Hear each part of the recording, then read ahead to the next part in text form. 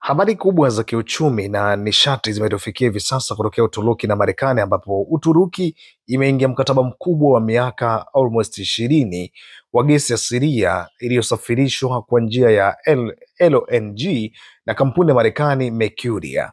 Kulingana na ripoti, mkataba huu unahusisha bilioni 70 za mita za ujazo wa gesi na thamani yake ni dola bilioni 43.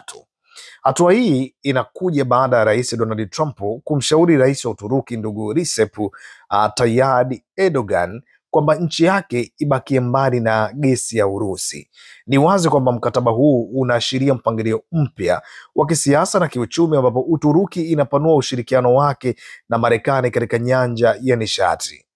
Kwa mujibu wa wachambuzi, mkataba huu si tu unaleta faida ya moja kwa moja kwa Uturuki na Marekani, bali pia ni sehemu ya mipango mikubwa ya kupunguza utegemezi wa Ulaya na Mashariki ya Kati kwa gesi ya Urusi, hasa baada ya mizozo ya kisiasa na kiuchumi kati ya Urusi na mataifa ya Magharibi. Kwa upande wa Uturuki, kupata LNG kutoka Marekani kunasaidia kuongeza uhakika wa nishati, kuzuia mzozo wa nishati na kuongeza ushawishi wake katika soko la kibiashara la gesi. Pia ni ishara kwamba Ankara inajitahidi kuwa kipeo cha kisiasa na kiuchumi kisichotegemea Urusi.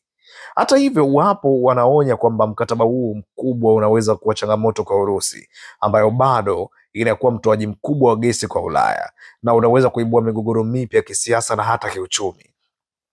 Kwa sasa dunia inafuatilia kwa makini zaidi utekelezaji wa mkataba huu, kwani unaweza kubadilika mekanizmu ya usambazaji wa nishati na mipango ya kisiasa na ushawishi wa kijiografia na Mashariki ya Kati na Ulaya kwa miongo ijayo pia.